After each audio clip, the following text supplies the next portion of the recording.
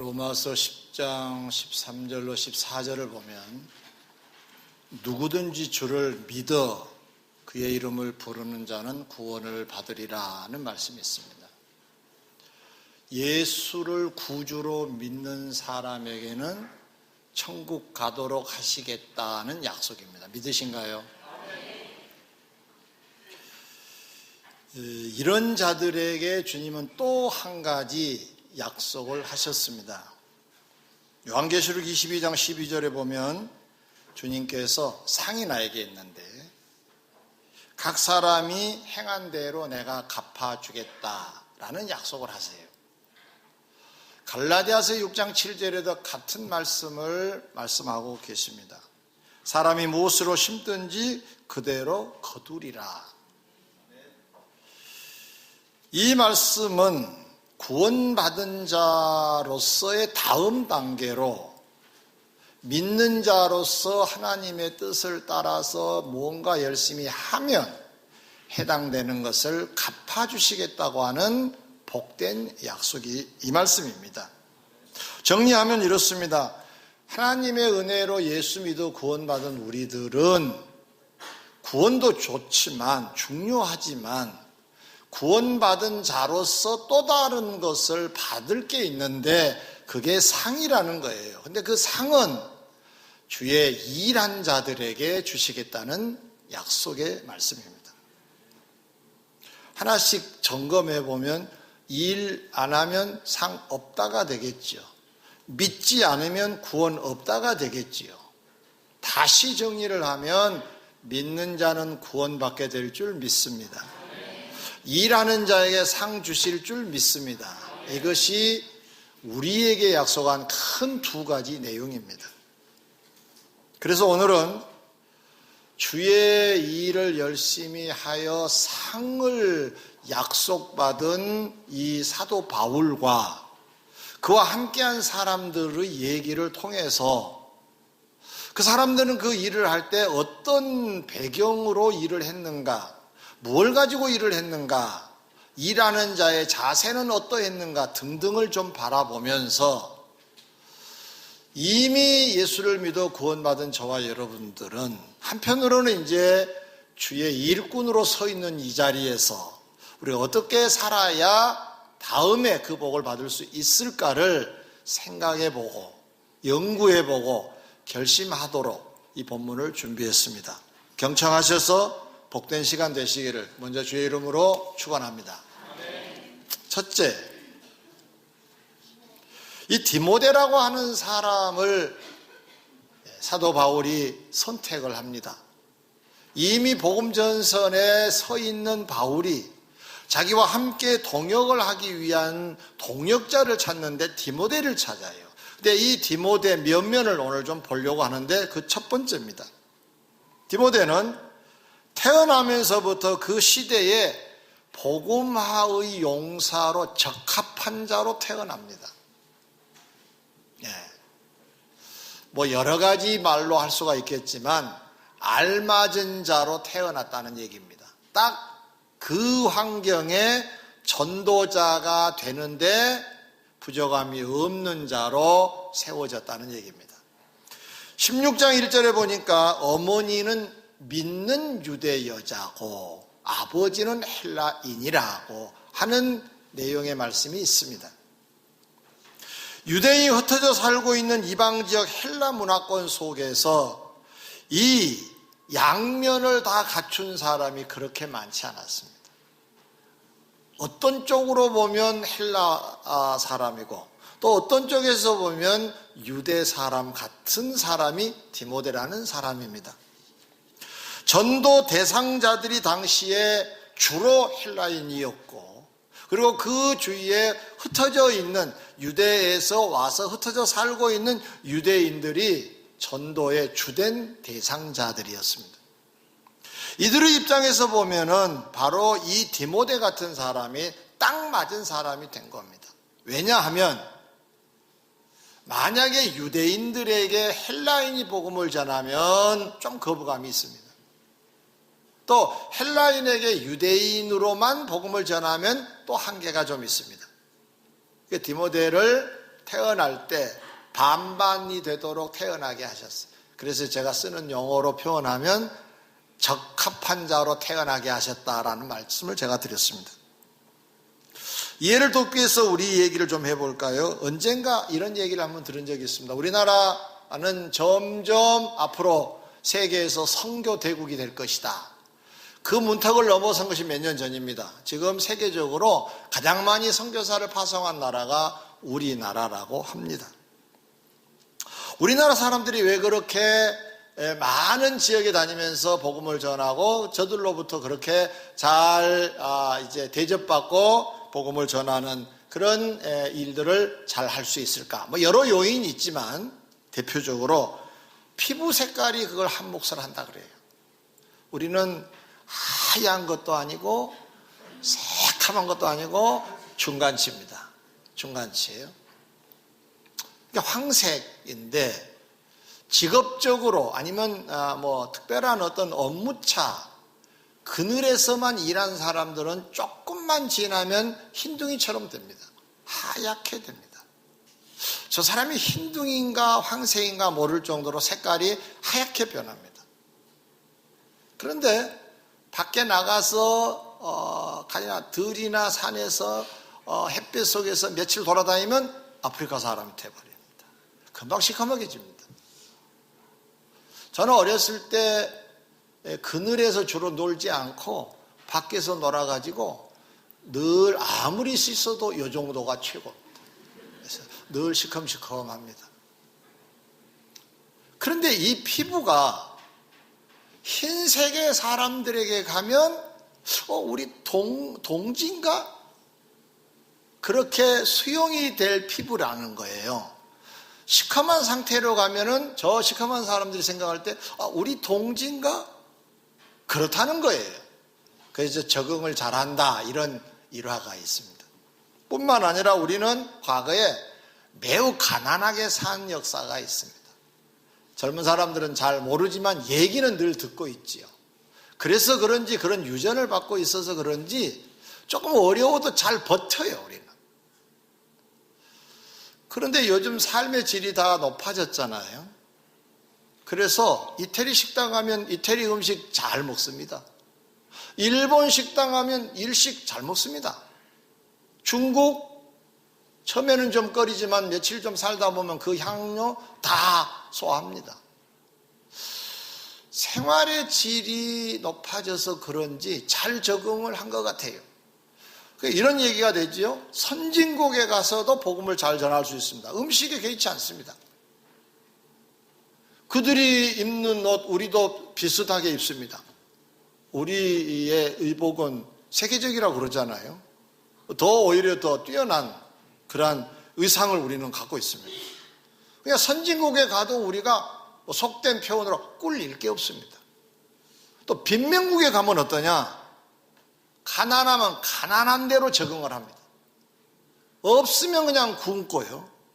그리고 라면으로 몇 개 때울 수도 있습니다. 저들처럼 살 수가 있다.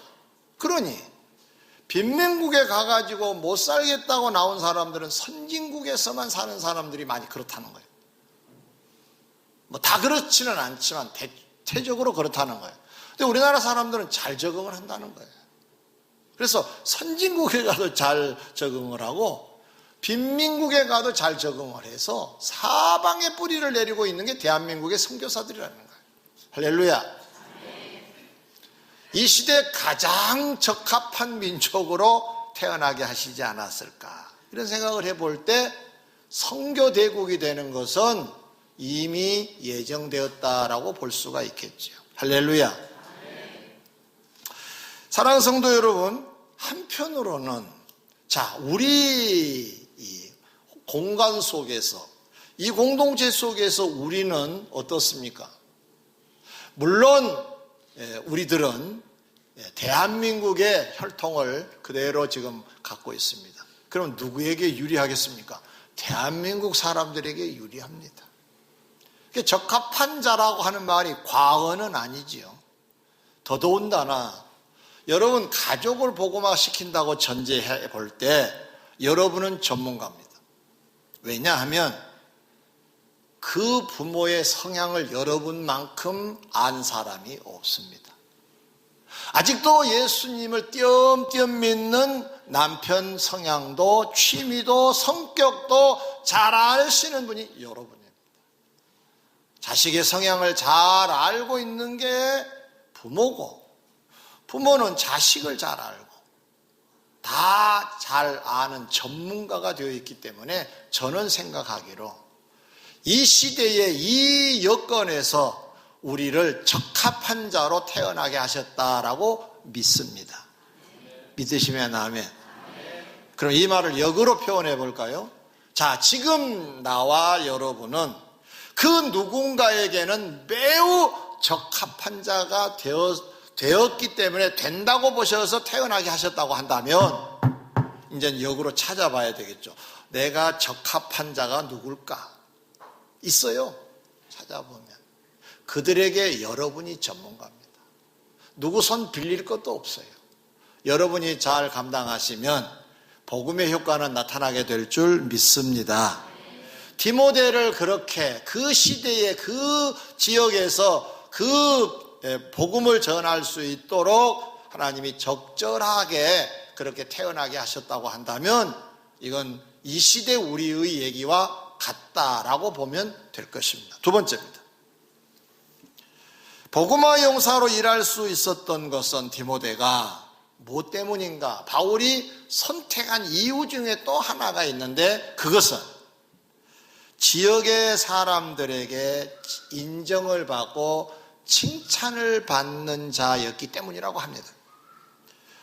16장 2절에 활동 무대가 될 루스드라 이고니온에 있는 형제들에게 칭찬을 받는 자라고 디모데를 소개해요. 칭찬을 받는 건 어느 정도 중요합니까? 칭찬과 인정은 같은 맥락인데요. 이 말을 좀 달리 말한다면 좋아한다는 표현입니다. 좋아하니까 인정을 하고 칭찬한다는 거예요. 인정하고 칭찬하니까 좋아한다는 것이 되는 거죠.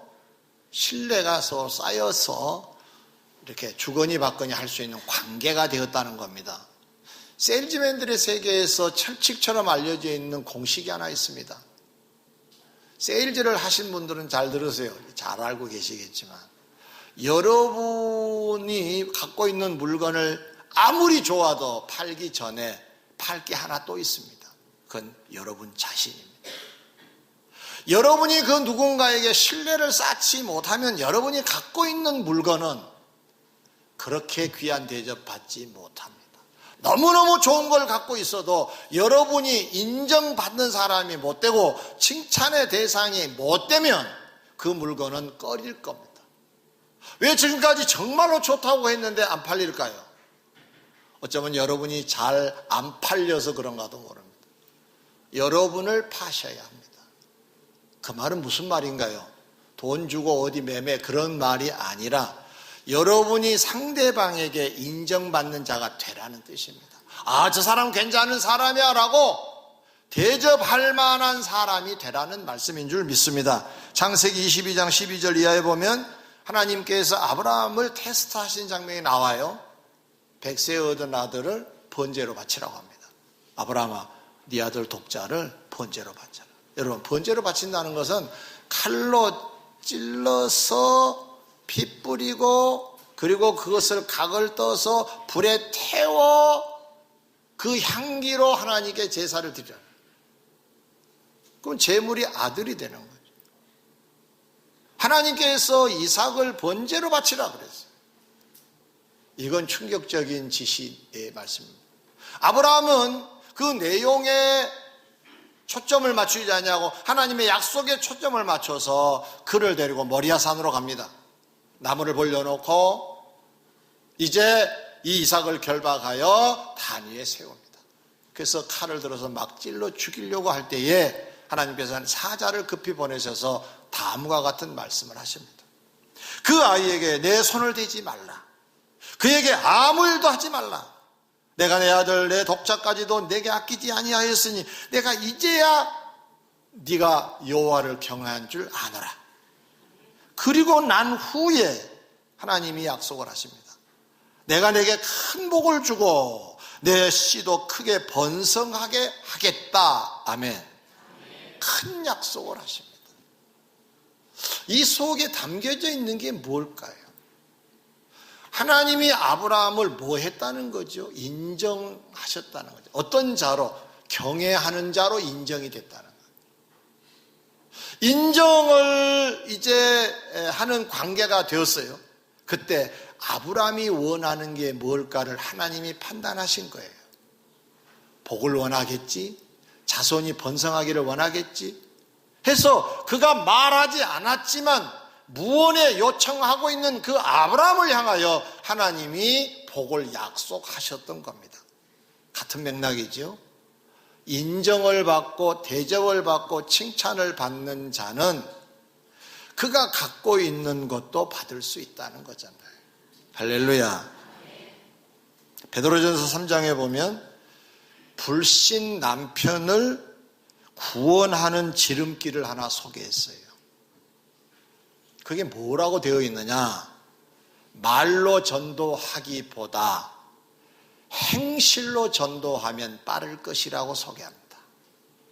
왜 그런가 봤더니 그러면 남편이 말로 할 때는 감동이 안 오는데 행실을 보여주면 감동을 받기 때문에 감동을 받는다는 얘기는 상대방을 인정한다는 말이고 상대방이 요구한 교회 가자 예수 믿어야 된다는 얘기를 수용해서 구원의 대열에 서게 될 것이라는 요지의 말씀입니다.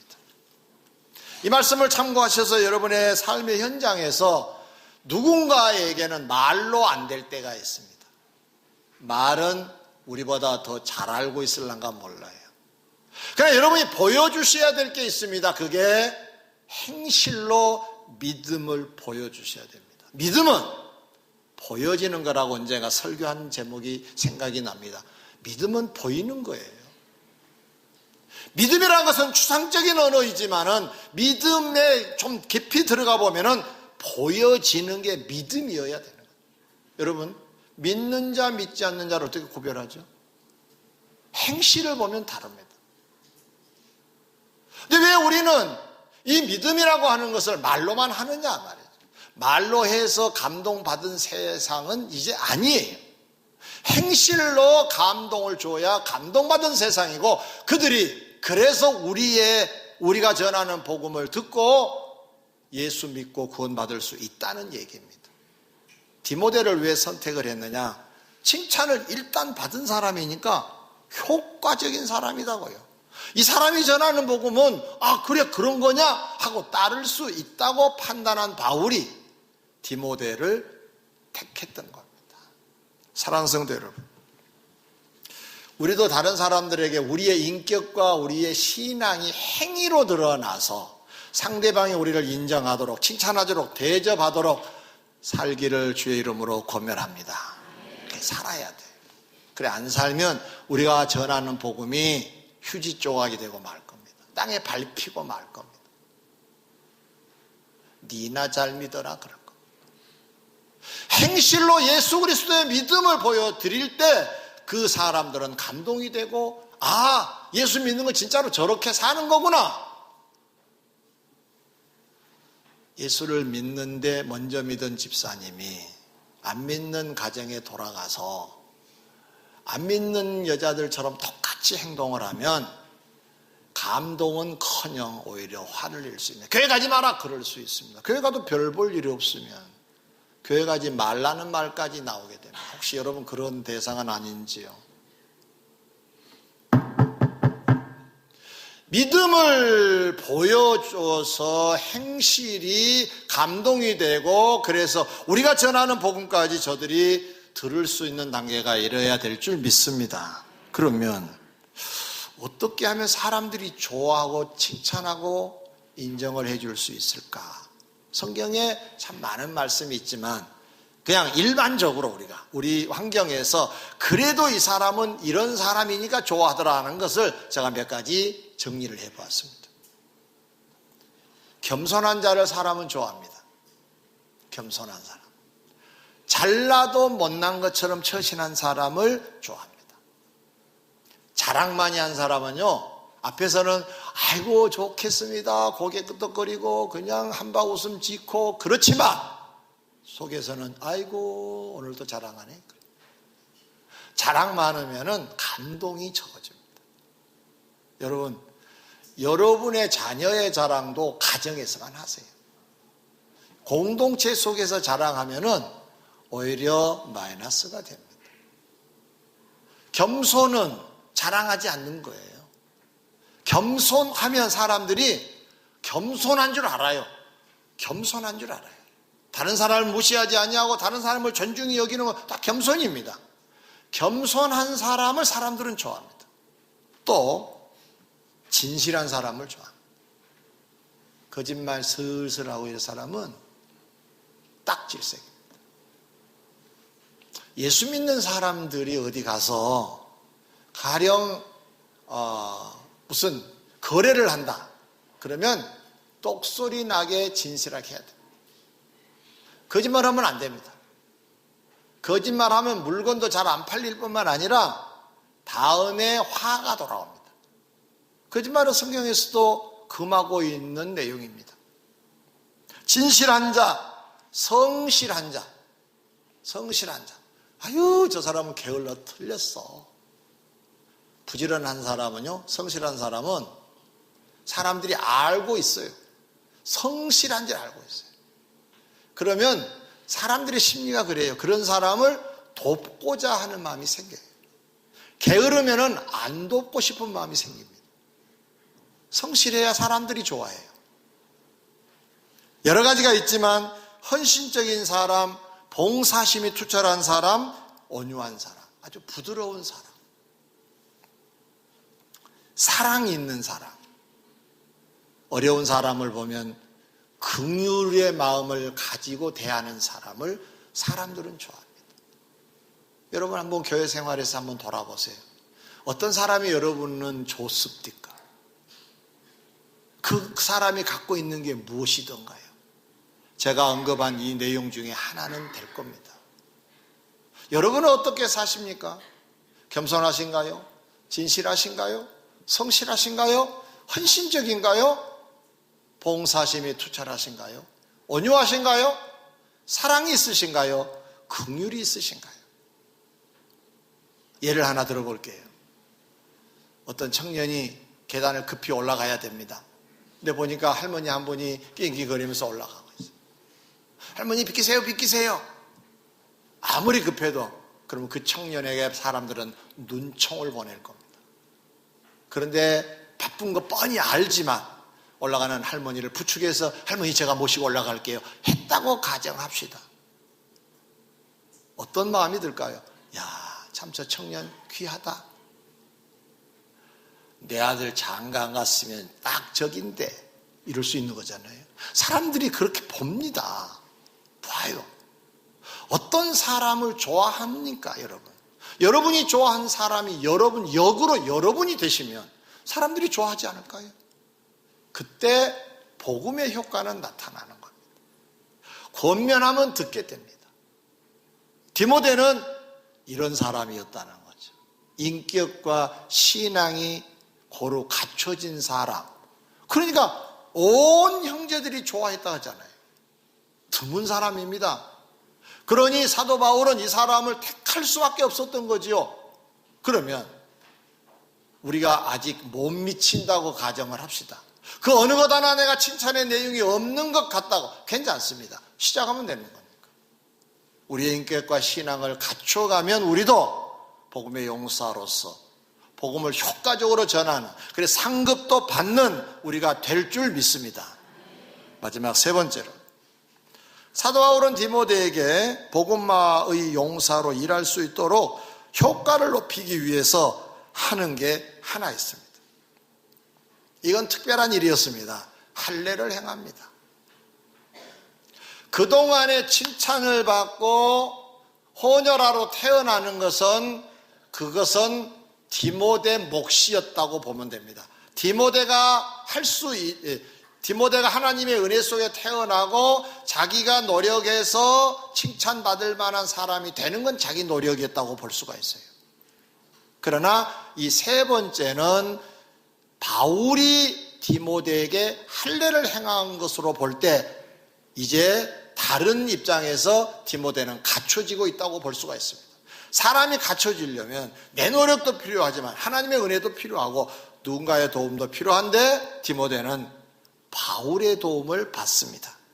그 내용이 할례를 받았다는 겁니다. 자, 그러면 여기서 성경을 좀 아신 분들은 할례는 의미가 없다고 했는데 왜 할례를 행했을까 궁금해할 겁니다. 제가 사도 바울이 가졌던 이 할례관에 대하여 설명을 좀 드립니다. 갈라디아서 5장 2절에 보니까 보라나 바울은 너희에게 말하노니 너희가 만일 할례를 받으면 그리스도께서 너희에게 아무 유익이 없으리라 그랬어요. 할례를 딱 받으면 그리스도와 관계가 없어져 버린다는 거예요. 할례 무용론자입니다. 학자로서. 자, 5장 6절에 그리스도 예수 안에서는 할례나 무할례나 효력이 없다고 선언을 했어요. 사랑으로서 역사하는 믿음뿐이냐, 믿음만 역사를 해. 그리고 할례나 무할례나 그건 사실은 어떤 것을 움직일 만한 힘이 있는 건 아니라는 거예요. 그냥 사장되어 있다는 거예요. 이게 죽은 거라는 거예요. 죽은 거와 같다는 거예요. 고린도서 7장에는 이런 말씀이 있습니다.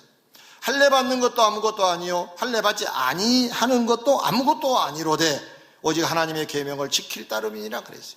하나님의 말씀을 지키는 것이 중요한 것이지 할례를 받는 거 안 받는 거 그렇게 중요한 거 아니다 그 말이죠. 한마디로 말하면 사도 바울의 할례관은 무용론자입니다. 할례를 받을 필요 없다고 했습니다. 할례를 안 받고 있는 사람은 받을 필요 없다. 받은 사람은 그냥 그것으로 됐다 이런 정도입니다. 만약에 할례가 대단한 어떤 생명력 있는 힘이 있는 뭔가 생산을 해낼 수 있는 뭔가라고 한다면 할례를 행하라고 강조했겠죠. 근데 오히려 할례는 그리스도의 보혈의 십자가 사건을 의미 없게 만든 것이라고 가르치고 판단해서 믿었던 것이죠. 그러면 그렇게 주장을 한 이 바울이 왜 디모데에게는 할례를 행했느냐 궁금하잖아요. 할례는 소용없는 거야. 효력 없어. 그냥 그대로 살아. 이렇게 말을 한 사람이 왜 할례를 행했을까? 3절에 이런 말씀이 있습니다. 그 지역에 있는 유대인으로 말미암아 할례를 행했다 그랬어요. 이게 무슨 얘기냐? 배경을 좀 설명해야 될 것 같습니다. 디모데는 아버지가 헬라 남자라 그랬지. 헬라 남자일 경우에는 헬라 아버지의 흐름을 따릅니다. 예수를 믿어도 아버지가 헬라인이니까 할례를 안 받는 거예요. 할례를 안 받고 지금까지 살아온 겁니다. 그러니까 만약에 아버지가 유대 남자다 그러면은 거의 다 할례를 행했습니다. 당시에. 그런 이 디모데에게 지금 할례를 행한 이유는 자기와 함께 동역자가 돼야 되잖아요. 다니면서 복음을 전해야 되잖아요. 그러면은 그 지역에 분포되어 있는 확산되어 있는 유대인들을 상대로 할 때 유대인들이 안 만나줍니다. 왜 안 만나냐? 불결한 자라고 안 만나줍니다. 할례를 행하지 않는 자라고 해서 접촉을 금합니다. 그들에게 뭔가 가르침을 받는다는 것은 자존심 상해서 거절합니다. 이런 입장이기 때문에 바울이 생각할 때 내가 여긴 선교 여행 때 하다가 떠날 건데 이 지역에서 복음을 계속 전해야 될 사람이 디모데인데 디모데가 유대인을 상대로도 복음을 전해야 되고 헬라인을 상대로도 복음을 전해야 되는데 아까 피부 색깔로는 됐는데 칭찬 듣는 것도 좋지만 할례가 걸림돌이 됐던 겁니다. 할례를 안 받으면 유대인들은 무조건 거부를 합니다. 그래서 만약에 가서 설명하고 어쩌고 시간이 없어요.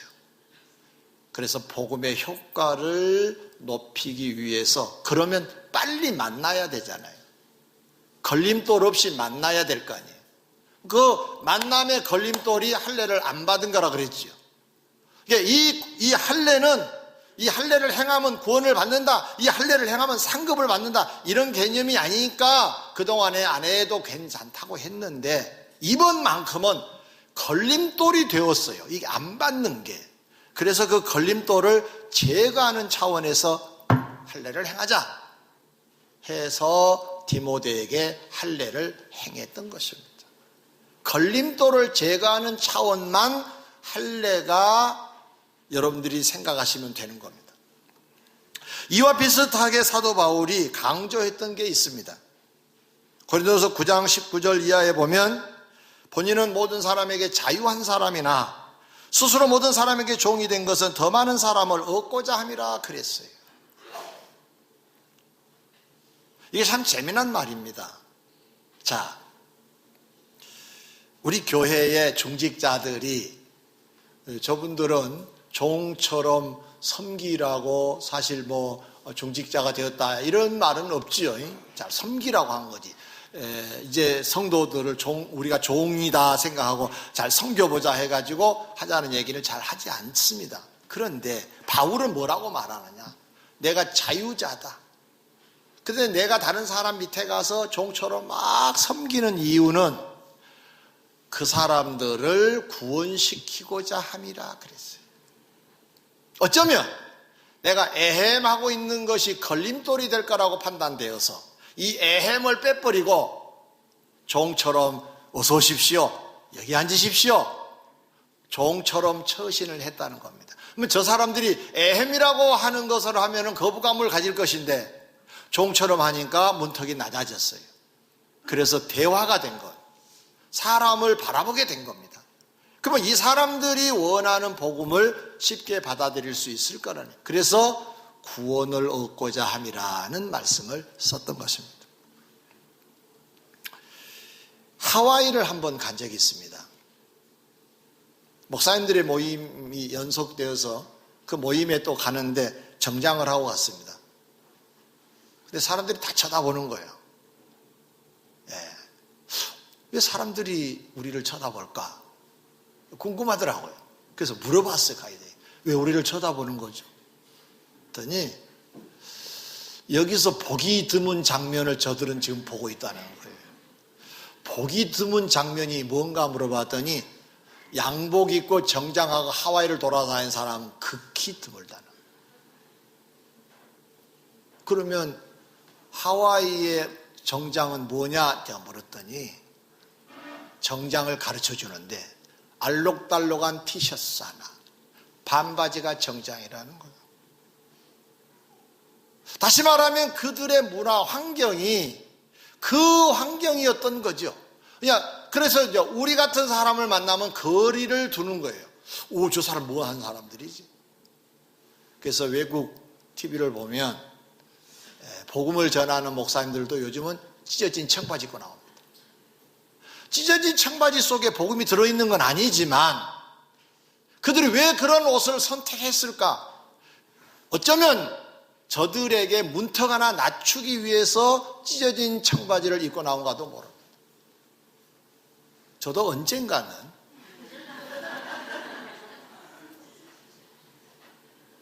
우리가 그것이 수용할 수 있는 가능성이 보이면, 아직은 안 된다고 하는 사람이 꽤 된 것 같아서 입고 나오지만 언젠가는 나도 노타이로 나오고 싶다. 청바지 찢어진 거 하나 입고 보고 싶다. 언젠가 조사를 했는데 90%가 찬성을 해서 입어볼까 했는데 장로님들 몇 분이 아니라고 그래가지고, 청바지 입고 나오면 또 저들이 은혜가 안 될 것 같아가지고 말씀을 정리하겠습니다. 할례 무익합니다. 그런데 할례를 행한 이유는 복음의 효과를 높이기 위해서랍니다. 여러분, 죄가 안 되면 어떤 처신이라도 하십시오. 종처럼 한다고 여러분 인격과 신앙이 나빠진 건 아니죠. 죄 짓는 건 아니잖아요. 뭐든지 하세요. 죄가 아니라면. 제가 2부 예배 때 이런 얘기를 했습니다. 어떤 사람이 술을 참 좋아합니다. 술이 좀 한 잔, 두 잔 들어가야 대화가 된다. 이 사람을 전도하기 위해서는 평상시에 정말로 안 되는 사람이라고 하면 술집에 따라가라 그랬습니다. 술 안 마시면 되는 거니까. 술 한 잔 따라주고, 뭐 따라준다고 이게 지금 죄가 상승된 건 아니잖아요. 우리의 전통이 술과 담배를 금하고 있으니까 우리는 멈추지만, 그러나 그 자리에 가서 복음이 전해질 수만 있다면 괜찮습니다. 그거 때문에 내가 지금 죄의 자리에 있는 건 아니죠. 물론 거기 자꾸 가다 보면 혹시 욕심이 나서, 옛날 생각이 나서 나도 모르게 홀짝거릴까 싶어서 아예 시작을 말자는 거지.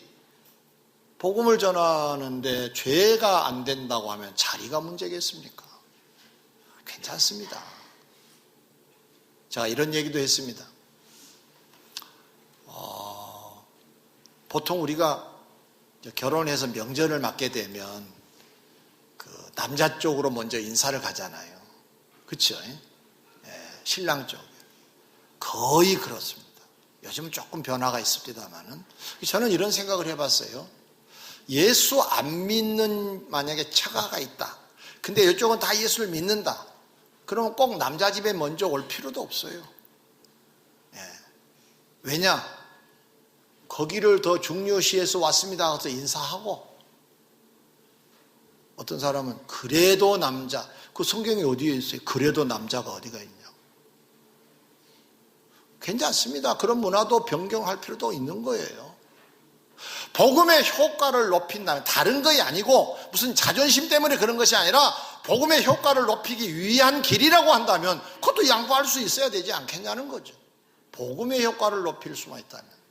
우리는 수시로 무속적인 신앙을 받다가 유교적인 사상으로 갔다가 불교 사상으로 갔다가 기독교로 왔다가 이게 뭔지 모르겠어요. 신발장에서 신발을 내려서 탁 놨는데 두 짝 다 뒤집어져 버렸어요. 그럼 뭐라고 말합니까, 여러분은? 오늘 일진이 별로 안 좋은데. 성경에 어디 있어요, 일진이 안 좋다고?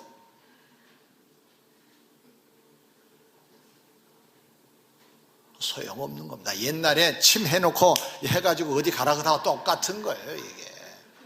그럴 필요 없는 겁니다. 버스 타면은 누가 나를 밟을 수도 있는 거죠. 아이, 재수없이. 그건 기독교 문화 아닙니다. 복잡하니까 밟혔구나, 그렇게 생각하시면 되는 거죠. 자, 정리하겠습니다.